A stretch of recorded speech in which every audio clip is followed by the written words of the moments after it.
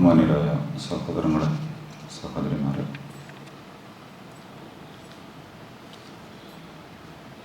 ദുൽഹിജ്ജ മാസത്തിൻ്റെ പടിവാതിൽക്കലാണ് നമ്മളുള്ളത്. ഹജ്ജും അതിൻ്റെ പരിപാവനമായ കർമ്മങ്ങളിലേക്കുമൊക്കെ മുസ്ലിം സമുദായം പ്രവേശിച്ച് കഴിഞ്ഞിരിക്കുന്നു.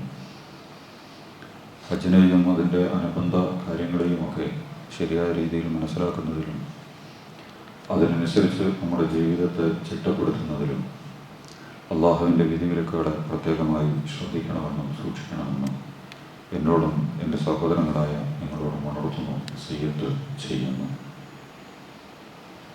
കരുണാപരിധിയായ റബ്ബ് സുബ്ഹാനഹു വ തആല നമ്മുടെ ഒന്നിച്ചുകൂടെ അനുഗ്രഹിക്കുമാറാകട്ടെ.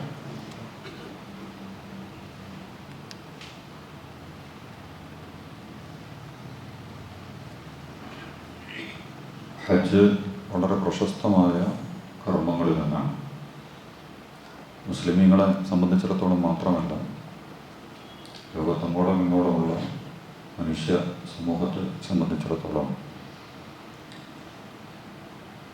വലിയ പാഠങ്ങളും സന്ദേശങ്ങളും കൈമാറുന്ന ലോകത്തിലെ അത്യുജ്വലമായ അപൂർവ കർമ്മങ്ങളിൽ നിന്നാണ് യഥാർത്ഥത്തിൽ ഹജ്ജ് എന്ന് പറയുന്നത്.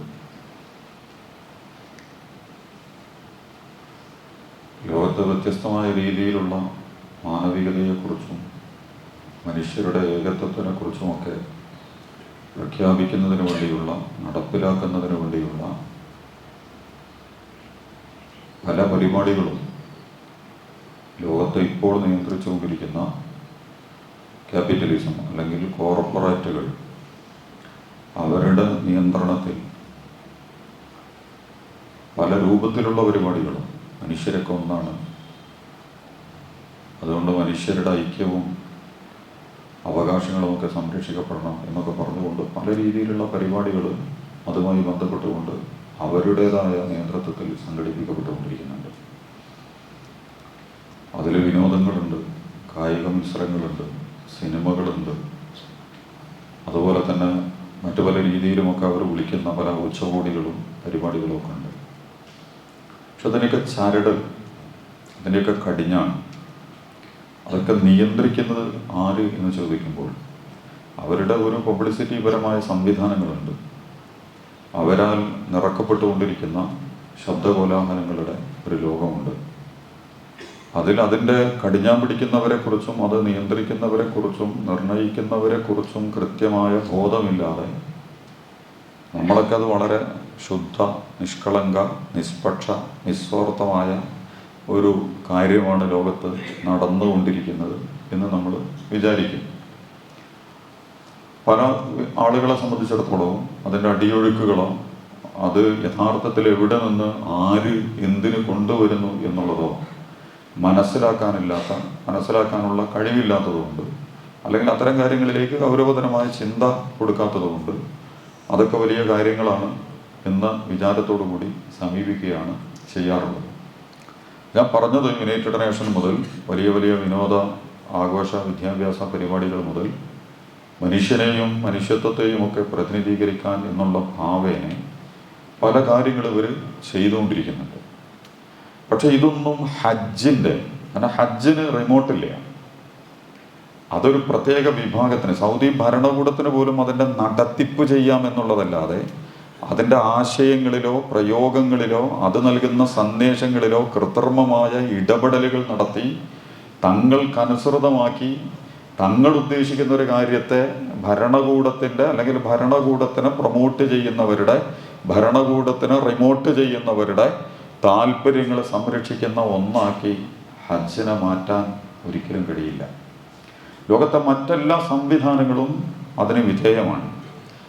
ആരാണോ അതിൻ്റെ കടിഞ്ഞാൺ പിടിക്കുന്നത്, ആരാണോ അതിൻ്റെ സ്റ്റിയറിങ് തിരിക്കുന്നത്, അല്ലെങ്കിൽ ഡ്രൈവറെ വെച്ചവർ ആരാണോ അവരുടെ താല്പര്യങ്ങൾക്കനുസൃതമാണ് വണ്ടി ഓടുക. അതുകൊണ്ടാണ് മനുഷ്യർ ഇത്രയും വലിയ അസ്വസ്ഥതകളിലൂടെ, ലോകം വളരെ മനോഹരമാണ്, വളരെ ആധുനികമാണ്, എല്ലാ സംവിധാനങ്ങൾക്കും സ്വാതന്ത്ര്യമുള്ള കാലമാണ് എന്നൊക്കെ പറയുമ്പോൾ തന്നെ ഗസ മുതൽ വളരെ വലിയ പീഡനങ്ങളുടെയും നീതി നിഷേധത്തിൻ്റെയും സത്യത്തെ പുലർത്താനും നിർവഹിക്കാനും കഴിയാത്ത രീതിയിലുള്ള ഘടനകളൊക്കെ ലോകത്ത് സംരക്ഷിക്കപ്പെട്ടുകൊണ്ടിരിക്കുന്നത്. ഇതിൽ നിന്നുകൊണ്ടാണ് ഹജ്ജിന് നമ്മൾ മനസ്സിലാക്കേണ്ടത്. അൽ ഹജ്ജു അഷ്ഹുറും മഅലൂമാത്ത്. ഹജ്ജിൻ്റെ മാസങ്ങൾ വളരെ പ്രശസ്തമാണ്, വളരെ പ്രാധാന്യമുള്ളതാണ്, മഷ്ഹൂറാണ്, പ്രസിദ്ധമാണ്, ലോകത്തുടനീളം എല്ലാവർക്കും അറിയാവുന്നതാണ് എന്ന് പറഞ്ഞുകൊണ്ട് അല്ലാഹു സുബ്ഹാനഹു വ തആല വിശുദ്ധ ഖുർആൻ ഏറ്റവും കൂടുതൽ വിശദീകരിച്ചിട്ടുള്ള അനുഷ്ഠാന കർമ്മങ്ങളിലൊന്നാണ് ഹജ്ജ് എന്ന് പറയുന്നത്. നമ്മൾ മനസ്സിലാക്കേണ്ടതാണ്. ഹജ്ജിനെ സംബന്ധിച്ച് ധാരാളം കാര്യങ്ങളുണ്ട്. ഇപ്പം ഞാൻ അതിൻ്റെ സവിശേഷതകളും പ്രധാനം അത് ഇൻഷാ അല്ലാഹ് നമുക്ക് പിന്നീടൊരു സന്ദർഭത്തിൽ പറയണം. നിങ്ങൾക്ക് പോകാൻ പ്രോത്സാഹനം ലഭിക്കുന്ന രീതിയിൽ ചില കാര്യങ്ങൾ അതിൽ നമ്മൾ പറയേണ്ടതുണ്ട്. ഇപ്പം നമ്മൾ ഹജ്ജിൻ്റെ മാസങ്ങളിലൂടെ കടന്നുപോയിക്കൊണ്ടിരിക്കുന്നത് കൊണ്ട് മാത്രം ആ രീതിയിൽ ചില കാര്യങ്ങൾ ശ്രദ്ധയിൽപ്പെടുത്താൻ പോവാനും പോവേണ്ടതുമാണ് എന്ന് നമ്മളെ തോന്നിപ്പിക്കുന്ന, നമുക്ക് മനസ്സിലാകുന്ന വലിയൊരു ആശയപരമായ കൈമാറ്റം യഥാർത്ഥത്തിൽ അതിൽ നിർവഹിക്കപ്പെടേണ്ടതുണ്ട് എന്ന് തന്നെയാണ് നമ്മളും ഞാനൊക്കെ മനസ്സിലാക്കുന്നത്. അപ്പം ഹജ്ജ് വളരെ പ്രശസ്തമാണ്. ആദ്യ കാലഘട്ടം മുതൽ തന്നെ അല്ലാഹു സുബ്ഹാനഹു വ തആല പ്രഖ്യാപിച്ചിട്ടുള്ള പ്രയോഗിച്ചിട്ടുള്ള മനുഷ്യൻ്റെ നിലനിൽപ്പിന് വേണ്ടി വെച്ചിട്ടുള്ള ഏറ്റവും പ്രധാനപ്പെട്ട സിസ്റ്റങ്ങളിലൊന്നാണ് ഹജ്ജ് എന്ന് പറയുന്നത്. സൂര്യനുണ്ട്, നമുക്ക് വെളിച്ചം തരാൻ. സൂര്യനില്ലെങ്കിൽ ഭൂമിയിൽ ജീവിക്കാൻ പറ്റൂല. ഇത് അമേരിക്ക വെച്ചതൊന്നുമല്ല, അറബികൾ വെച്ചതൊന്നുമല്ല, ഇപ്പോൾ നമ്മുടെ തെരഞ്ഞെടുപ്പിലൂടെ ജയിച്ച പാർട്ടികൾ വെച്ചതൊന്നുമല്ല. സൂര്യൻ അല്ലാഹ് വെച്ചതാണ്. അതുകൊണ്ട് പിന്നെ അതില്ലെങ്കിൽ ഭൂമിക്ക് നിലനിൽപ്പില്ല. അങ്ങനെയാണ് ഭൂമിയുടെ ഘടന ഉള്ളത്. ജീവൻ നിലനിൽക്കണമെങ്കിൽ ചുട്ടുപഴുത്ത സൂര്യൻ്റെ പ്രകാശം ഭൂമിയിലേക്ക് എത്തിയാൽ ഭൂമി എന്ന് പറയുന്ന ഗ്രഹത്തിനെ പച്ചപ്പുള്ളതാക്കി. കാരണം സസ്യങ്ങളുടെ ഭക്ഷണം എന്ന് പറയുന്നത് സൂര്യനാണ്. സൂര്യപ്രകാശത്തിൽ നിന്നാണ് അവർ ഭക്ഷണത്തെ സമ്പാദിക്കുന്നതും ആഗിരണം ചെയ്യുന്നതും ഒക്കെ നിങ്ങൾ സയൻസിൽ പഠിച്ചിട്ടുണ്ടാവും. സൂര്യൻ്റെ വെളിച്ചമില്ലെങ്കിൽ സമുദ്രത്തിൽ നിന്ന് വെള്ളം നീരാവിയായിട്ട് പൊങ്ങൂലേ. നമുക്കിപ്പം വെള്ളം തിളപ്പിച്ചിട്ട് ബോയിലറുകളിലിട്ടിട്ട് നമുക്ക് കൃത്രിമമായ മഴ പെയ്യിപ്പിക്കണമെങ്കിൽ കോടാനുകോടി ഉറുപ്പ്യ ചിലവാക്കിയാലേ ഒരു തുള്ളി മഴ നിർമ്മിക്കാൻ കഴിയുള്ളൂ. അതുപോലും എല്ലാവർക്കും വ്യാപകമായി നൽകാനും എല്ലാവരും അത് കോർപ്പറേറ്റുകൾക്ക് കിട്ടും. അതിൻ്റെ സമ്പത്തും അളവും ഉദ്യോഗസ്ഥന്മാർക്കൊക്കെ അനുഭവിക്കാൻ പറ്റും എന്നല്ലാതെ മനുഷ്യലോകത്തിന് പറ്റുന്ന ഒരു മഴ വർഷിപ്പിക്കാൻ ഇവർക്കാർക്കും കഴിയില്ല. ഇപ്പോൾ സൂര്യൻ വെള്ളം നീരാവിയായി പോകുന്നത് സൂര്യനുള്ളത്. അപ്പം ഞാൻ പറഞ്ഞ അതിൻ്റെ വിശദീകരണത്തിലേക്ക് പോകണില്ല, അപ്പം വേറെ വഴിക്ക് പോകും ചിലപ്പോൾ. നമ്മൾ പറഞ്ഞത് സൂര്യൻ അള്ളാഹുവിൻ്റെ മനുഷ്യൻ്റെ നിലനിൽപ്പിനും പ്രപഞ്ചത്തിൻ്റെ നിലനിൽപ്പിനും ഒക്കെ അള്ളാഹു വെച്ചിട്ടുള്ള ഒരു സംവിധാനമാണത്. അതില്ലെങ്കിൽ ഭൂമിയിൽ ഇനിയിപ്പോൾ ഏത് കമ്മ്യൂണിസ്റ്റും കോൺഗ്രസും BJP ഹിന്ദുക്കളും മുസ്ലിങ്ങളും അമേരിക്കയും ഉണ്ടായിട്ട് ഒരു കാര്യമില്ല. കാരണം ഇവരൊക്കെ ജീവിക്കണതുകൊണ്ടാണ്. പിന്നെ ഇവർ വിചാരിക്കും ഇവരാണ് വലുതെന്ന്. അങ്ങനത്തെ ഒരു തെറ്റിദ്ധാരണയിൽ നമ്മൾ കുടുങ്ങിപ്പോയിട്ടുണ്ട്. വിഡ്ഢികളായതുകൊണ്ട് മനുഷ്യന്മാരെ മാത്രമേ ആ വിഡ്ഢിത്തത്തിൽ കുടുങ്ങിയിട്ടുള്ളൂ. നമ്മളില്ലെങ്കിൽ പിന്നെ എങ്ങനെ ഉള്ള ചോദ്യങ്ങൾ പാർട്ടികളും സംഘടനകളും മതങ്ങളും പ്രസ്ഥാനങ്ങളും ആശയങ്ങളും നിരീശ്വരവാദികളും ഒക്കെ ചോദിക്കുന്ന ഒരു കാലഘട്ടമാണത്. യഥാർത്ഥത്തിൽ ചോദിക്കുന്നവനും ചോദിക്കപ്പെടുന്നവനും ഒക്കെ എന്താണ്? കൊല്ലും സഭ എല്ലാവരും തുല്യമാണ്. കാരണം ഈ ഭൂമിയിൽ സ്വതന്ത്രമായ അധികാരങ്ങളോ കഴിവുകളോ നൽകപ്പെട്ട ഒരു വിഭാഗം ഭൂമിയിലില്ല. അപ്പം അള്ളാഹ് വെച്ചൊരു സിസ്റ്റമാണത്. എന്നതുപോലെ രാവ് പകല്, സമുദ്രങ്ങൾ, പർവ്വതങ്ങൾ, വനപ്രദേശങ്ങൾ, കാലാവസ്ഥ എല്ലാം അള്ളാഹുവിൻ്റെതാണ്. എന്നതുപോലെ അള്ളാഹു മനുഷ്യ ജീവിതത്തിൻ്റെ നിലനിൽപ്പിന് വേണ്ടി ഭൂമിയിൽ സംവിധാനിച്ചിട്ടുള്ള മനോഹരമായ സംവിധാനങ്ങളിലൊന്നാണ് മക്കയും ഹജ്ജും കാബയും എന്നൊക്കെ നമ്മൾ മനസ്സിലാക്കണം. ഇന്നപോലെ ഭൂമിയിൽ ആദ്യമായിട്ട് അള്ളാഹുവിനെ ഇബാദത്ത് ചെയ്യാൻ വേണ്ടി നിർമ്മിക്കപ്പെട്ടിട്ടുള്ള ആദ്യത്തെ ഭവനമാണത്. ധാരാളം വിശദീകരിക്കേണ്ട ഒരു ഭാഗമാണത്. ഇന്നവ്വല ബൈത്തിൻ വുദിഅ ലിന്നാസി, ജനങ്ങൾക്ക് വേണ്ടി നിർമ്മിക്കപ്പെട്ടിട്ടുള്ള ആദ്യത്തെ വീടാണ്. അപ്പോൾ ബാക്കിയൊക്കെ ജനങ്ങൾക്കല്ലേ? നമ്മൾ കഴിഞ്ഞ ആഴ്ച അത് പറഞ്ഞിരുന്നു. ഉണ്ടാക്കുന്നതൊന്നും ജനങ്ങൾക്ക് വേണ്ടിയിട്ടല്ല. വർഗങ്ങൾ, സമുദായങ്ങൾ, ജാതികൾ, സംഘടനകൾ, പ്രസ്ഥാനങ്ങൾ, മതങ്ങൾ, ദേശീയതകൾ, വംശീയതകൾ, ഇങ്ങനെയാണ് മനുഷ്യൻ അവൻ്റെ എല്ലാ സംവിധാനം ഉണ്ടാക്കുന്നത്. അതിൻ്റെ അടിസ്ഥാനമായിട്ട് അതാണ് മാറുന്നത്. ഇന്ന് ലോകത്തുടനീളം ദേശീയതകളുടെ മറവിലാണ് പല വിഗ്രഹങ്ങളും ഒളിച്ചിരിക്കുന്നത് എന്ന് നമ്മൾ മനസ്സിലാക്കണം. അപകടകരമായ മത, രാഷ്ട്രീയ, സാമ്പത്തിക സ്വാർത്ഥതകളെ ഒളിച്ചു വെക്കുന്നവർ മുഴുവൻ ദേശീയ വിഗ്രഹങ്ങളെ പ്രതിഷ്ഠിച്ചുകൊണ്ടാണ്. ദേശീയത വലിയ ഒരു സംവിധാനമാക്കി കൊടുത്തുകൊണ്ട്. ദേശീയത പണ്ട് ഇന്ത്യ എന്ന് പറഞ്ഞാൽ ഇന്ത്യയും പാകിസ്ഥാനും ബംഗ്ലാദേശും അടങ്ങിയത്. പക്ഷെ ഇന്ത്യൻ ദേശീയത എന്ന് ഇപ്പോൾ പറയുമ്പോൾ അതല്ല. പാകിസ്ഥാന് വേറെ ദേശീയത ഉണ്ട്, ഇന്ത്യക്ക് വേറെ ദേശീയത ഉണ്ട്. ഇനിയിപ്പോൾ നമ്മളെ നാട്ടിലേക്ക് എത്തിയാൽ തെക്കിന് വേറൊന്നും, വടക്കിന് മധ്യഭാഗത്തിന് വേറൊന്നും, മലബാറിന് വേറൊരു ദേശീയത ഉണ്ട്, തമിഴിന് വേറൊന്നുണ്ട്, മലയാളിക്ക് വേറൊന്നുണ്ട്, കർണാടകക്കാരന് വേറൊന്നുണ്ട്, തെലുങ്കിന് വേറുണ്ട്, ഇങ്ങനെ പോവാണ്, ബീഹാറിന് വേറുണ്ട്. എങ്ങനെയൊക്കെ നമുക്ക് ചുരുങ്ങാൻ പറ്റുമോ എങ്ങനെയൊക്കെ, എന്നിട്ട് അതിൻ്റെ പിന്നിൽ ഒളിച്ചിരുന്നു നല്ല രീതിയിൽ അതിനെ സമീപിക്കുന്നതിന് പ്രശ്നങ്ങളൊന്നുമില്ല. നല്ല അർത്ഥത്തിലും നല്ല ആശയത്തിലും നമ്മൾ ജീവിക്കുന്ന പ്രദേശങ്ങൾ അത് നല്ലതാവണം, നല്ലതിനാവണം, നല്ല നിലക്കാവണം എന്ന് തീരുമാനിച്ചുകൊണ്ട് നമ്മളുടെ ഒരു പ്രദേശത്തെ കാരണം നമുക്ക് ആ പരിധിയിൽ നിന്നിട്ട് നമ്മുടെ വിഷയങ്ങളെ കൈകാര്യം ചെയ്യാനും എന്താണെങ്കിലും കാലുകുത്താൻ ഒരു നിലം വേണമല്ലോ. നമ്മൾ ചവിട്ടി നിൽക്കുന്ന മണ്ണും നമ്മൾ പറന്നു വീഴുന്ന വീടും എന്നൊക്കെ പറയുന്നത്, നാടും വീടും എന്നൊക്കെ പറയുന്നത് വളരെ പ്രധാനപ്പെട്ടതാണ്. പക്ഷെ നല്ല അർത്ഥത്തിലല്ലെങ്കിൽ ഇന്ന് ലോകത്തെ ഏറ്റവും ഭീകരമായി അധികാര കേന്ദ്രങ്ങൾ ഉപയോഗിക്കുന്ന ഒന്നാണ് ദേശീയത എന്ന് പറയുന്നത്. അപ്പോ പലതിൻ്റെയും പിന്നിൽ ഒളിച്ചു നിന്നുകൊണ്ട് അതിൻ്റെ പിന്നിൽ ശാസ്ത്രം ഒളിച്ചിരിക്കും, കല ഒളിച്ചിരിക്കും, വിദ്യാഭ്യാസം ഒളിച്ചിരിക്കും, അതുപോലെ തന്നെ മറ്റ് സംവിധാനങ്ങൾ ഒക്കെ ഈ പലതിൻ്റെയും പിന്നിൽ ഒളിച്ചിരിക്കുന്ന അതിനു വേണ്ടിയിട്ടുള്ള വലിയ നിർമ്മാണങ്ങൾ ആര് നിർവഹിക്കും? ഈ മനുഷ്യന്റെ സ്വാർത്ഥമായ താല്പര്യങ്ങളെ സംരക്ഷിക്കുന്നതിന് വേണ്ടിയുള്ള അതിഭീകരൻ പദ്ധതികൾ, വലിയ പ്രൊജക്റ്റുകൾ വ്യക്തികളും സമൂഹങ്ങളും രാഷ്ട്രങ്ങളും സംഘടനകളും ഒക്കെ ലോകത്ത് ഉണ്ടാക്കിയെടുത്തുകൊണ്ടിരിക്കുന്നുണ്ട്. ഇബ്രാഹിം നബിയുടെ പ്രാർത്ഥന ഉണ്ട് ഖുർആനിൽ. ഇബ്രാഹിമുൽ ഖവാഇദ മിനൽ ബൈത്തി ഇസ്മാഈൽ, സൂറത്തുൽ ബഖറയിലാണ് അതുള്ളത്. ഈ ഭവനത്തിന്റെ നിർമ്മാണം, അതിന്റെ അടിസ്ഥാനങ്ങൾ, അതിന്റെ തറയിട്ട സന്ദർഭത്തിൽ, അത് നിർമ്മിച്ചുകൊണ്ടിരുന്ന സന്ദർഭത്തിൽ, അത് പൂർത്തീകരിച്ചപ്പോൾ ഇബ്രാഹിം നബി പ്രാർത്ഥിക്കുന്നുണ്ട്. ഇബ്രാഹിമുൽ ഖവാഇദ മിനൽ ബൈത്തി വ ഇസ്മാഈൽ, ഇബ്രാഹിം നബിയും ഇസ്മായിൽ നബിയും കൂടി നിന്നിട്ട് പ്രാർത്ഥിക്കുന്നുണ്ട്. റബ്ബനാ തഖബ്ബൽ മിന്ന, ഇത് നീ ഞങ്ങളിൽ നിന്ന് സ്വീകരിക്കണം, ഇത് നീ ഞങ്ങളിൽ നിന്ന് സ്വീകരിക്കണം. ഇതിന്ന് നമ്മൾ മനസ്സിലാക്കേണ്ട ഒരു സംഗതി, ഇത് അള്ളാഹുവിന്റെ ഭവനത്തെ മുൻനിർത്തിക്കൊണ്ട് ഇബ്രാഹിം നബിയും ഇസ്മായിൽ നബിയും നടത്തിയ പ്രാർത്ഥനയാണ്. അതിന്റെ മുമ്പിൽ അതിന്റെ തൊട്ടുമുമ്പുള്ള ആയത്തിൽ അല്ലാഹ് പറയുന്നുണ്ട്, വഹദനാ ഇലാ ഇബ്രാഹിം വ ഇസ്മാഈല അൻ തഖിറ ബൈതിയ ലിത്വായിഫീന വൽ ആകിഫീന വറകഈ സുജൂദ്. അവരോട് രണ്ടുപേരോടും നമ്മൾ അറിയിപ്പ് കൊടുത്തു, കരാറ് വാങ്ങി എന്നൊക്കെ പറഞ്ഞിട്ട് അല്ലാഹ് പറയുന്നുണ്ട്, എൻ്റെ ഭവനത്തെ നിങ്ങൾ ശുദ്ധീകരിച്ചു വെക്കുക. ശുദ്ധീകരിക്കുക എന്നുള്ളത് ആത്മീയ ശുദ്ധീകരണമാണ്. യഥാർത്ഥത്തിൽ ഭൗതികമായ ശുദ്ധി വളരെ പ്രധാനപ്പെട്ടതാണ്. നിങ്ങളുടെ ആശയങ്ങൾ, നിങ്ങളുടെ ആദർശങ്ങൾ, ഇതിൽ നിന്നും രൂപപ്പെടുന്ന പ്രയോഗങ്ങൾ, അതിൻ്റെ പ്രതികരണങ്ങൾ അത് ശുദ്ധിയുള്ളതായിരിക്കണം, വൃത്തിയുള്ളതായിരിക്കണം. എൻ്റെ വീട് നിങ്ങൾ വൃത്തിയാക്കി വെക്കണം. ഭൗതികമായ വൃത്തി വളരെ പ്രധാനപ്പെട്ടതാണ്, പുറത്തേക്ക് കാണുന്ന വൃത്തി വളരെ പ്രധാനപ്പെട്ടതാണ്, അതിനെ നമുക്ക് നിരാകരിക്കാൻ കഴിയില്ല. പക്ഷെ ഇന്നത്തെ ഈ കഴിഞ്ഞ 200-200 വർഷത്തിന്റെ ഇടയിൽ നടന്നുകൊണ്ടിരിക്കുന്ന ഒരു സംഗതി, പുറം വൃത്തി കൂടുകയും അകം വൃത്തി ഒട്ടുമില്ലാതിരിക്കുകയും ചെയ്യുന്ന പള്ളികൾ, പാർലമെന്റുകൾ, വിദ്യാലയങ്ങൾ, ശാസ്ത്രം, കല, സാഹിത്യം, വിദ്യാഭ്യാസം, ഇതൊക്കെ നമ്മുടെ മുമ്പിൽ വിരിഞ്ഞ് വളർന്ന് പന്തലിച്ചു നിൽക്കുന്ന ഒരു കാലത്താണ് നമ്മളുള്ളത്. ഉള്ളില്ല. അതുകൊണ്ട് അല്ലാഹ് പറഞ്ഞത് നിങ്ങൾ വൃത്തിയാക്കണം. വൃത്തിയാക്കുക എന്ന് പറയുന്നത് യഥാർത്ഥത്തിൽ പുറം വൃത്തിയല്ല. പുറത്ത് വൃത്തിയില്ലാത്തതുകൊണ്ടല്ലല്ലോ ഒന്ന് പ്രശ്നമുള്ളത്. വർഗീയത, സാമുദായികത, കള്ളക്കച്ചവടം, അഴിമതി, ധിക്കാരങ്ങൾ, കലാപങ്ങൾ, കൊലകൾ, അതുപോലെ തന്നെ കള്ളക്കച്ചവടം, ഇതൊന്നും നടക്കുന്നത് പുറത്തേക്ക് വൃത്തിയില്ലാത്തത് കൊണ്ടല്ല. നമ്മൾ ഇബ്ലീസിനെ കുറിച്ച് മുമ്പൊരു ചർച്ച നടത്തിയിരുന്നു. ഇതിൽ പറയേണ്ടത് തന്നെയാണ്. ഹജ്ജില് ഇബ്ലീസിന് നല്ലൊരു കേന്ദ്രമുണ്ട്. ഹജ്ജില് കല്ലറിയലും ഇതൊക്കെ ആയിട്ട് വന്നത് പിന്നീട് നമുക്ക് വേണമെങ്കിലും പറയണമെങ്കിൽ അത് പറയാം. ഈ ഇബ്ലീസിന്റെ ഒരു പ്രയോഗ രീതിയെ കുറിച്ച് ഖുർആൻ പറയുന്നുണ്ട്. ഇബ്ലീസ് എങ്ങനെയാ വരിക എന്നുള്ളത്, വളരെ മലീമസമായ, അതുപോലെ തന്നെ അറുവഷളനായ, നമുക്കൊരിക്കലും എടുക്കാൻ പറ്റാത്ത ചീഞ്ഞളിഞ്ഞ ഒരു വസ്തുവിനെ അവതരിപ്പിക്കുന്ന പോലെയല്ല പിശാച് വരിക. അതുകൊണ്ടാണ് നമ്മൾ പറഞ്ഞ ഭയപ്പെടുത്തുന്ന പിശാചല്ല ഉള്ളത്. പ്രീണിപ്പിക്കുന്ന, പ്രകോപിപ്പിക്കുന്ന, നിങ്ങളെ വ്യാമോഹിപ്പിക്കുന്ന ഇബ്ലീസിന്റെ പ്രയോഗങ്ങളെ കുറിച്ച് ഖുർആൻ മിക്കയിടത്തും പറഞ്ഞ അമാനിയ്, അവൻ നിങ്ങളെങ്ങനെ മോഹിപ്പിച്ചുകൊണ്ടിരിക്കുന്നതാണ് പറയുന്നത്. അല്ലാതെ നിങ്ങളെ പേടിപ്പിച്ചുകൊണ്ടിരിക്കും, നിങ്ങളെ അട്ടിമറിക്കാനുള്ള ശ്രമം നടത്തും, നിങ്ങളിൽ ബലപ്രയോഗം നടത്തും. ഇങ്ങനെ വന്നിട്ട് നടത്തുന്ന ഒരു ഇബ്ലീസിനല്ല ഖുർആൻ പരിചയപ്പെടുത്തുന്നത്. മറിച്ച് ഖുർആൻ ഇബ്ലീസ് നല്ല പ്രൊഫഷണലായ, വളരെ മനോഹരമായ കൂട്ടും സൂട്ടും ഒക്കെ ഇട്ട് വന്നിട്ടാണ് ഒന്നാമത്തെ മനുഷ്യൻ അങ്ങനെയാണ് തകർത്ത്.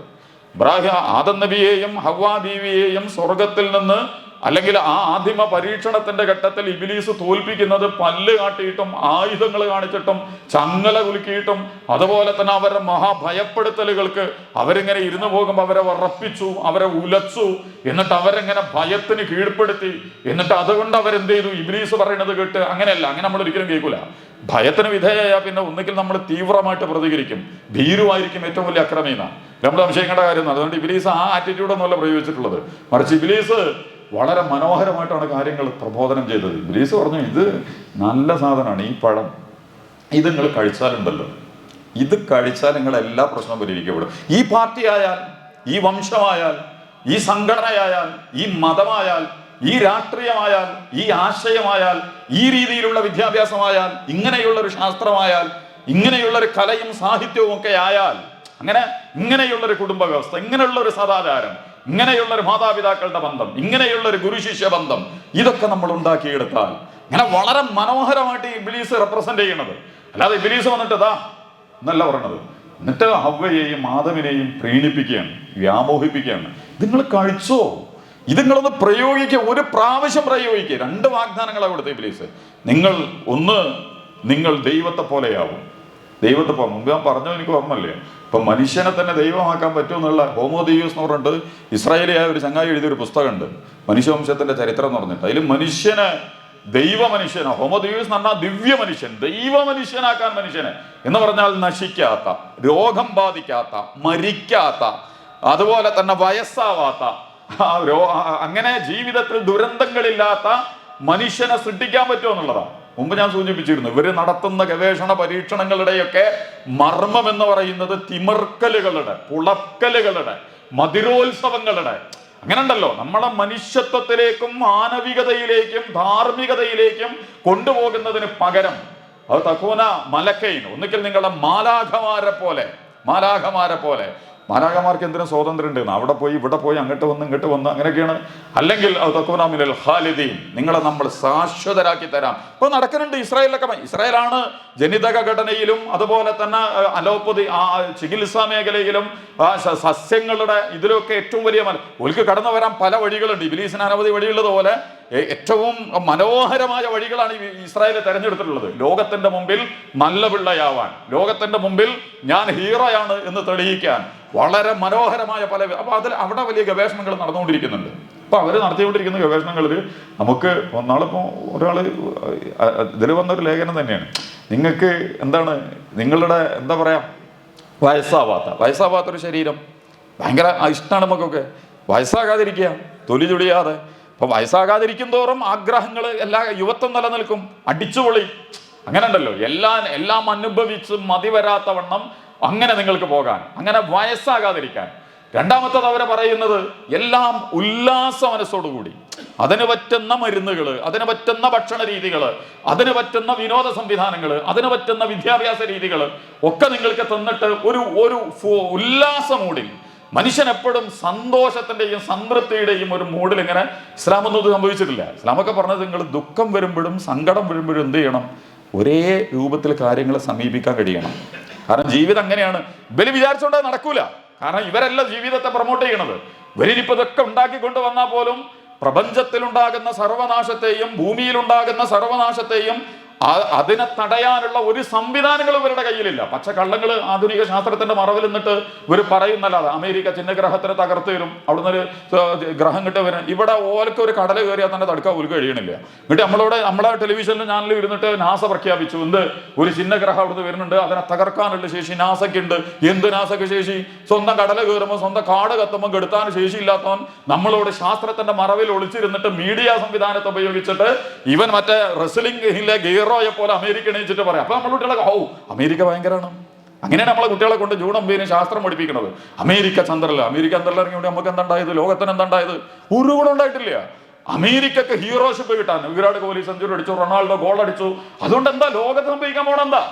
നമ്മുടെ സാമൂഹിക ജീവിതത്തിൽ, നമ്മുടെ സാമ്പത്തിക ജീവിതത്തിൽ, നമ്മുടെ സാംസ്കാരിക ജീവിതത്തിൽ, നമ്മുടെ വിശ്വാസങ്ങളിൽ, നമ്മുടെ മൂല്യങ്ങളിൽ, നമ്മുടെ നിലപാടുകളിൽ. അപ്പോൾ ഒന്നിനെ കൃത്രിമമായിട്ട് പഴുപ്പിച്ച് പെരുപ്പിച്ച് അവതരിപ്പിച്ചുകൊണ്ട് എന്ത് ചെയ്യുക?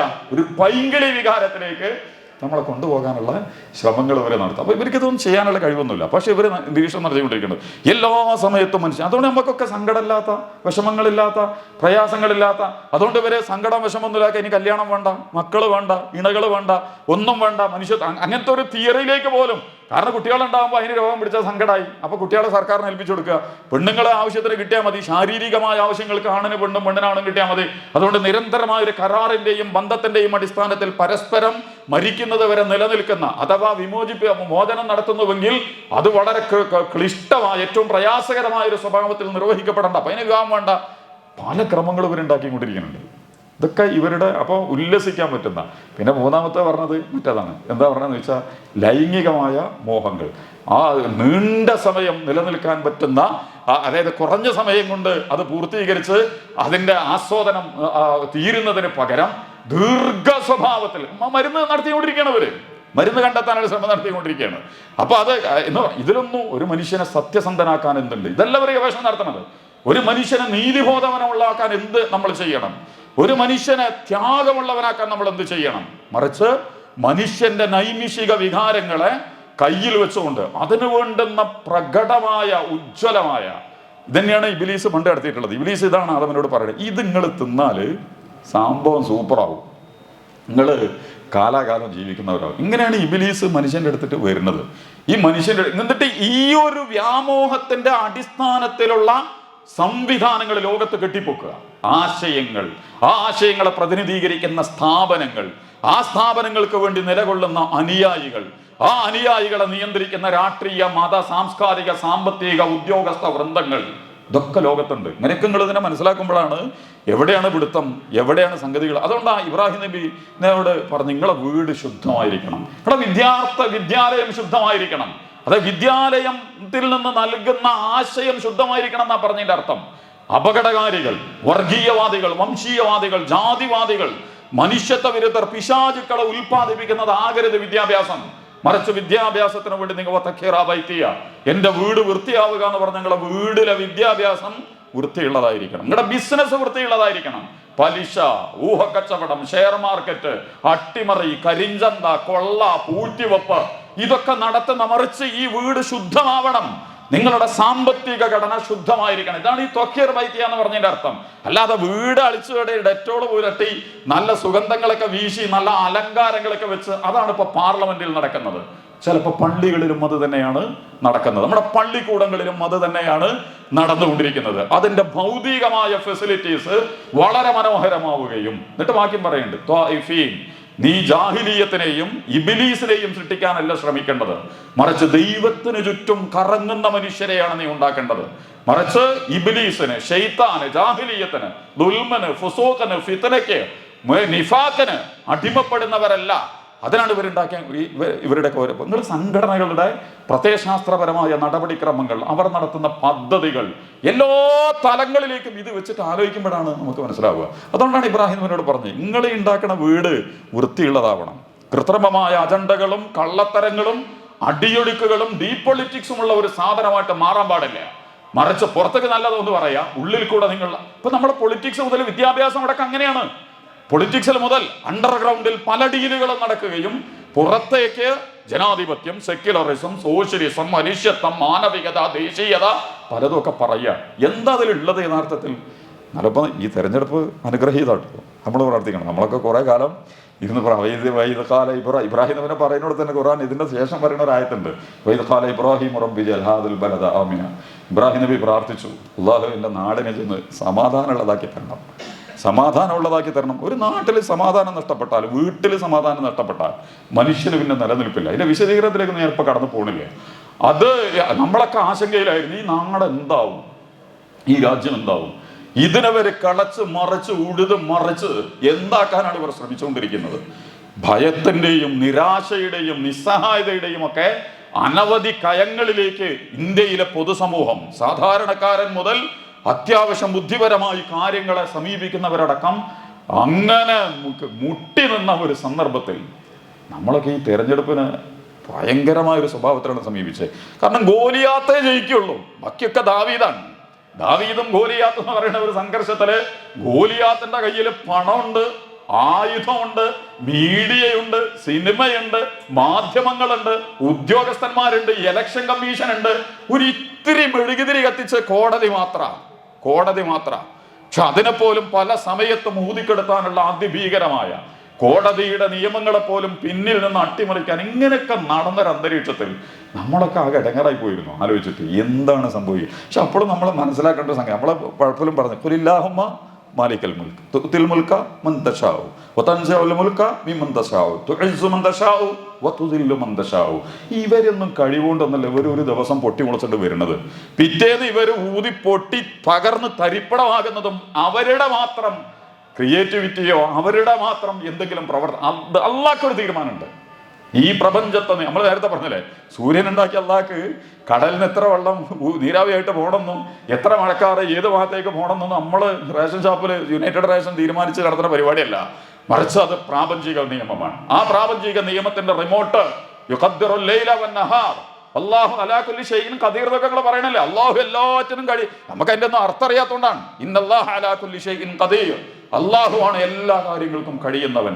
ആ ഖദീർ എന്ന് പറഞ്ഞാൽ വെറും കഴിവ് പറയുന്ന അർത്ഥമായിരുന്നു. എന്തോന്ന് കഴിവുണ്ട്, മറ്റേ ഫയൽവാൻ മറ്റേ ഇത് ഏറ്റെടുക്കണ മാതിരി അതിനുള്ള കഴിവുണ്ട് എന്നല്ല. എല്ലാ സംഗതികളെയും അതിന്റെ കൃത്യതയോടെ പൂർണ്ണതയോടെ ചേർത്ത് വെച്ച് കാര്യകാരുടെ ബന്ധങ്ങളുടെ അടിസ്ഥാനത്തിൽ എല്ലാറ്റിനും കഴിയുന്നവനാണ് അള്ളാഹുന. ആരോ കൊണ്ടായിട്ട് അവിടെ എടുക്കാനുള്ള വെച്ചെടുത്താൽ എടുത്ത് പൊന്തിക്കും, എന്നിട്ട് തലയിൽ വെക്കും, അതിനോ കുറെ സാധനങ്ങളൊക്കെ എന്ന ഖദീർ അല്ലാതെ, മറിച്ച് ഈ പ്രപഞ്ചത്തിന്റെ എല്ലാ സംവിധാനങ്ങളെയും നിയന്ത്രിച്ചുകൊണ്ടിരിക്കുന്നത് അള്ളാഹു സുബ്ഹാനഹു വതആല. ഈ തെരഞ്ഞെടുപ്പിൽ ശരിക്കും ഇടപെട്ടു. നിങ്ങൾ അതിന്റെ റിസൾട്ട് ഒന്ന് നോക്കുകയാണെങ്കിൽ ആർക്കും ഒന്ന് ഇന്ത്യയിലെ സാധാരണ മനുഷ്യർക്ക് വലിയ പ്രതീക്ഷകൾ നൽകുന്ന ഒരു റിസൾട്ടാണ് വന്നത്. ഇന്ത്യയിലെ സാധാരണ 100-200 ഒരു പ്രതിപക്ഷമല്ലായിരുന്നു ഇന്ത്യയിൽ. മറുത്തു പറയാൻ, ഒരു ചൂണ്ടുവിരൽ ഉയർത്തി സംസാരിക്കാൻ, ആ അംഗസംഖ്യ ഇല്ലായ്മയുടെ മറവിൽ നിന്നുകൊണ്ട് സംഘപരിവാർ ചുട്ടെടുത്ത കരിനിയമങ്ങൾ. കോൺഗ്രസിന്റെ KC പോലെ പറഞ്ഞു തോന്നുന്നു, ഇനി ഏതാണെങ്കിലും അങ്ങനെ വണ്ടി പോകില്ല, ഏകപക്ഷീയമായിട്ട് പോകില്ല. അയാൾക്ക് കൊടുക്കാൻ പറ്റുന്ന പരമാവധി ശിക്ഷയുടെ പള്ള കൊടുത്തത്, അപ്പുറത്തെ മറ്റവനെയും ഇപ്പുറത്ത് ഇയാളെ നിർത്തിക്കണം. അത് രണ്ടും കൂടിയാണ് നിന്നാലുണ്ടല്ലോ ഒരു മനുഷ്യന് ശ്വാസം മുട്ടിച്ചാവാൻ വേറെ എവിടെയും പോകേണ്ടത്. അങ്ങനത്തെ രണ്ടാളുകളുടെ പിന്തുണ കൊണ്ടാണ് ഈ സംഘപരിവാരത്തിന് ഇനി അധികാരം പിടിച്ചു നിർത്തേണ്ട ഗതികേട് അള്ളാഹു കൊടുത്തിട്ടുള്ളത്. ഇനി ഇവർക്ക് തന്നെ നമ്മൾ വിചാരിച്ച പ്രതിപക്ഷത്തിന് അധികാരം കിട്ടിയിരുന്നെങ്കിലോ ഇന്ത്യയിൽ കലാപങ്ങളായിരിക്കും. ഇനിയിപ്പോ കലാപം നടത്താൻ പറ്റൂല ഇവർക്ക് സ്ഫോടനങ്ങൾ നടത്താൻ പറ്റൂല സംഘപരിവാറിന്. കാരണം ഭരണം വലതാ. ഭരണം ഇല്ലെങ്കിലാണ് ഈ പണിക്ക് അവരെ നടത്തുക. ഭരണം കയ്യിലുണ്ട്, പക്ഷെ ഈ പോരാട്ടം. അതേസമയം ഇന്ത്യ മുന്നണിയാണ് അധികാരത്തിൽ വരുന്നതെങ്കിൽ ഇന്ത്യക്ക് വിശ്രമിക്കാൻ കഴിയില്ല. ഉദ്യോഗസ്ഥ വൃന്ദത്തിന്റെ കെടുകാര്യസ്ഥതകളിലൂടെ ഈ രാജ്യം എല്ലായിടത്തും RSS ആണ്. ഉദ്യോഗസ്ഥന്മാരിലെ 90% സംഘപരിവാരത്തിന്റെ തോട്ട് ഓഫ് സ്കൂളിൽ നിന്ന് പുറത്തിറങ്ങി വന്നിട്ടുള്ള ഒരു കർണാടകത്തെ ജഡ്ജി ഇറങ്ങിയിട്ട് മത്സരിക്കാൻ വന്നത്. ഞാൻ RSS കാരനായിരുന്നു. നമ്മൾ കേസ് ചെയ്തു, നമ്മൾക്ക് ആർക്കെങ്കിലും അറിയാണ് RSS കാരനെന്ന്. അപ്പോഴാണ് അക്ബറും സീതന്റെയും കേസ് പോലെ എടുക്കുക. കാരണം എന്താ, ഒരു കോടതി എടുക്കാൻ പാടുണ്ടോ അങ്ങനത്തെ കേസ്? മൃഗങ്ങളുടെ പേരിന്റെ പേരിലുള്ള ഒരു കേസ് പഠിച്ചു വളർന്ന ഒരു ന്യായാധിപൻ കേസെടുത്തിട്ട് എന്നിട്ട് ഒരു രാജ്യത്തിന് പുകയില നിർത്തുക, തീയിന്റെ മേലെ നിർത്തുക. ഇപ്പൊ ഇങ്ങനത്തെ ഒരു വൃന്ദം നിയന്ത്രിച്ചുകൊണ്ടിരിക്കുന്ന ഒരു ഘട്ടത്തിൽ ഭരിക്കാൻ തന്നെയാണ്. ഓലന്നെ അവിടെ ഇരുന്നോട്ടെ, അല്ലാണ്ട് ഒരു തീരുമാനം നോക്കണം നിങ്ങൾ. ഇനി എങ്ങനെയാണ് ഭരിക്കുക? പല അജണ്ടകളും ഇപ്പോൾ ഓരോ പറയുന്നുണ്ട്. CAA മുതൽ എടുക്കാൻ പറ്റൂല. നിതീഷ് കുമാറിന്റെ അഭിപ്രായം എങ്ങനെയാണ്? തെരഞ്ഞെടുപ്പ് കേരളത്തിൽ, പിന്നെ നമ്മുടെ കേരളത്തിൽ നല്ല റിസൾട്ടാണ് വന്നിട്ടുള്ളത്. നമ്മുടെ കാരണം CPM വേണ്ട തന്നെയാണ്, നമ്മളാരും തെറ്റിദ്ധരിക്കേണ്ട കാര്യമില്ല. ഇന്ത്യ മുന്നണിയുടെ ആശയപരമായ നിർമ്മിതിയിലും പ്രത്യയശാസ്ത്രപരമായ കാഴ്ചപ്പാടുകളിലും മുതലാളിത്ത വിരുദ്ധ നിലപാടുകളെ അതിലാണോ പാർട്ടി നിൽക്കുന്നത് എന്നുള്ളതൊക്കെ ഇപ്പോഴത്തെ പുതിയ ചർച്ചയാണ്. പക്ഷെ എങ്കിൽ പോലും ആശയ ലോകത്ത് കൃത്യതയും വ്യക്തതയും ഇന്ത്യയുമായി ബന്ധപ്പെട്ട്, അതുകൊണ്ട് തമിഴ്നാടിൽ നിന്നും രാജസ്ഥാനിൽ നിന്നൊക്കെ ആളുകൾക്ക് കിട്ടിയിട്ടുണ്ട്. അത് അവിടെ ഉണ്ടാവും. എല്ലാ പാർട്ടികളും എന്നാലോ വെള്ളം കുടിപ്പിക്കേണ്ടവരൊക്കെ നന്നായിട്ട് വെള്ളം കുടിപ്പിച്ചിട്ടുണ്ട്. ഈ ഇലക്ഷൻ എങ്ങനെയാണ് സംഭവിച്ചത്? നല്ല റിസൾട്ടാണ് വന്നിട്ടുള്ളത്. എനിക്ക് നിങ്ങളോടും എന്നോടും പറയാനുള്ളത്, സുന്നത്തൊക്കെ ഇഞ്ഞ് നല്ല നമസ്കരിക്കുക. ഇവന്മാരുടെ കഴിവും ശേഷിയും ദുർബലമാവണം. അവർ നിസ്സഹായരായി നിന്ദ്യരായി നിലംപതിക്കണം. അതിനുവേണ്ടി അള്ളാഹിനവിടെ പ്രത്യേകമായിട്ട് അത് കഴിഞ്ഞ് നിങ്ങൾ വിചാരിക്കേണ്ട സംഘപരിവാര കാര്യങ്ങൾ അങ്ങനെ തീർക്കാൻ തീരുമാനിച്ച ടീമൊന്നുമല്ല. അവർക്ക് A പ്ലാൻ കഴിഞ്ഞാൽ B ഉണ്ട്, B കഴിഞ്ഞാൽ C ഉണ്ട്, C കഴിഞ്ഞാൽ D ഒക്കെ ഉണ്ട്. പല പ്ലാനും ഇട്ടുകൊണ്ട് വരും. അതുകൊണ്ട് ഇപ്പോൾ അത് ഇതോടുകൂടി അവസാനിച്ചിരിക്കുന്നു എന്ന് വെക്കണതിന് പകരം നമ്മൾ എന്ത് ചെയ്യണം? അള്ളാഹിനോട് നന്നായിട്ട് പറയണം. നമ്മളെ നാടാണ്, ഈ നാടിലും നിങ്ങൾക്ക് പ്രതീക്ഷ വെക്കാം. ഇന്ത്യക്കാരെ നമ്മൾ വിചാരിക്കണ പോലെ ഇവർ വർഗീയവാദികളും സാമുദായികവാദികളും ജാതിവാദികളൊന്നും അല്ല ഇന്ത്യക്കാരൻ. കുടിക്കാനും തിന്നാനും ഒന്നുമില്ലെങ്കിൽ ആ UP-ക്കാരൻ എങ്ങനെയാണ് നരേന്ദ്രമോദിയെ ഇരുട്ടത്ത് നിർത്തിയെന്ന് നിങ്ങൾ കണ്ടില്ലേ? ബാബരി മസ്ജിദ് തകർത്ത് രാമക്ഷേത്രം ഉണ്ടാക്കിയ മണ്ഡലത്തിൽ തോൽപ്പിച്ചു കളഞ്ഞു. 3.5-4 ലക്ഷം വോട്ടിന്റെ ലീഡുണ്ടായിരുന്ന നരേന്ദ്രമോദിയെ വെറും 1.5 ലക്ഷത്തിലേക്ക്.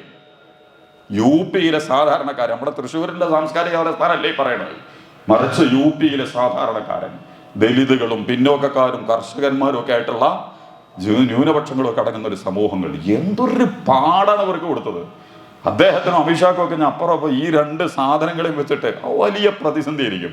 ഓലെന്നെയാണ് ഭരിക്കേണ്ടത്. മറ്റൊരു കുറച്ചും കൂടിയൊക്കെ നിന്നിട്ട് ജനങ്ങളോട് സംസാരിക്കട്ടെ. എന്തൊക്കെ അജണ്ടകളാണ് പ്രധാനമന്ത്രി വലിച്ചിട്ട് ജനങ്ങളുടെ മുമ്പിൽ. എല്ലാം മുസ്ലിം വിരുദ്ധമായിരുന്നു. അവസാനത്തെ ആയുധം എന്നുള്ള നിലക്ക് അത് മാത്രമാണ് പ്രയോഗിക്കാനുണ്ടായിരുന്നത്. പക്ഷെ അതിനൊക്കെ കാറ്റിൽ പറത്തി ഇന്ത്യയിലെ പൊതുസംഭവം.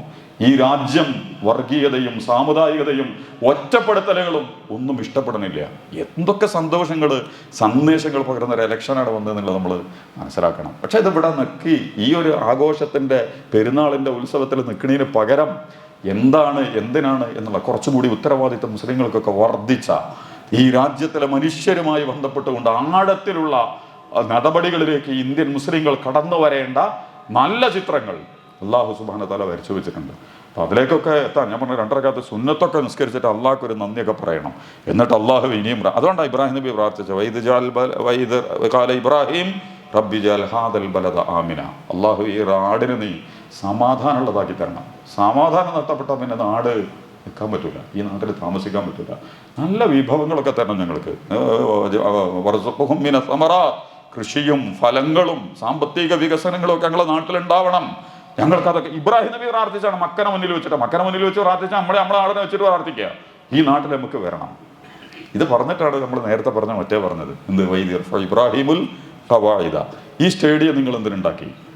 നമ്മൾ ചോദിക്കണം, നരേന്ദ്രമോദി സ്റ്റേഡിയം എന്തിനാണ് ഉണ്ടാക്കി? അതിൻ്റെ ഉദ്ദേശം എന്താ? അപ്പം അതുണ്ടാക്കി കഴിഞ്ഞാൽ ഒരിക്കലും പ്രാർത്ഥന ഉണ്ടാവില്ല. അപ്പോൾ ഇബ്രാഹിം നബി ഇസ്മായിൽ നബി കാബയും മസ്ജിദുൽ ഹറാം ഉണ്ടാക്കിയതിന് ശേഷം പ്രാർത്ഥിക്കുകയാണ്, റബ്ബനാ തഖബ്ബൽ മിന്ന, അല്ലാഹുവേ ഇത് സ്വീകരിക്കണം, അല്ലാഹുവേ ഇത് ഞങ്ങളിൽ നിന്ന് സ്വീകരിക്കണം എന്ന് പറഞ്ഞാൽ അല്ലാഹുവിനെ മുൻനിർത്തിക്കൊണ്ടാണ് ഞങ്ങളുടെ ഈ ആശയങ്ങൾ രൂപപ്പെട്ടിട്ടുള്ളത്. എൻ്റെ ഈ യൂണിവേഴ്സിറ്റി, എൻ്റെ ഈ പാർലമെന്റ്, എൻ്റെ ഈ പള്ളി, എൻ്റെ ഈ സംഘടന, എൻ്റെ ഈ സംവിധാനങ്ങൾ, ഇതൊക്കെ അല്ലാഹുവെ നീ സ്വീകരിക്കാനാണ്. അപ്പോൾ അള്ളാഹുവിനോട് പ്രാർത്ഥിക്കാൻ പറ്റുന്ന സംരംഭങ്ങളാണോ, നിർമ്മിതികളാണോ, നിർമ്മാണങ്ങളാണോ നമ്മുടെ രാജ്യത്തും ലോകത്തും ഇന്ന്? മതരാഷ്ട്രീയ ശാസ്ത്ര വിദ്യാഭ്യാസ കലാ സാഹിത്യ ഹോളിവുഡ് എന്തിനാന്ന് ചോദിക്കുമ്പോൾ എന്താ പറയാ? ഇസ്രായേലിന്റെ താല്പര്യങ്ങളെ ലോകത്ത് ഒളിച്ചു കടത്തുന്ന വളരെ ക്യാപിറ്റലിസത്തിന്റെയും മുതലാളിത്തത്തിന്റെയും പ്രതീകങ്ങളെ മനുഷ്യന്റെ ബുദ്ധിയിലും ചിന്തയിലും വികാരങ്ങളിലും അടിച്ചേൽപ്പിക്കുന്നതിനുള്ള അതിമാരകമായ സംവിധാനമാണ് ഹോളിവുഡ്. അതുകൊണ്ട് ഹോളിവുഡ് ശില്പിക്ക് അള്ളാഹിനോട് നിന്നിട്ട് അള്ളാഹ് ഇത് സ്വീകരിക്കണം കേട്ടോ എന്ന് പ്രാർത്ഥിക്കാൻ കഴിയില്ല.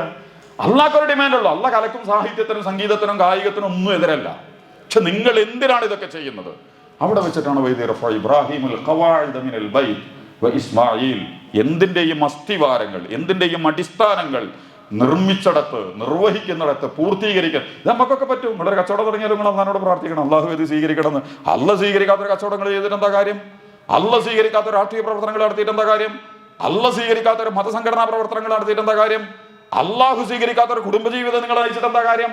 അള്ളാഹു സ്വീകരിക്കാത്ത കലാസാഹിത്യ സാംസ്കാരിക കായിക പ്രവർത്തനം നടത്തിയിട്ട് എന്താ കാര്യം? നടത്തുന്ന കാര്യങ്ങൾ അള്ളാഹു സ്വീകരിക്കും.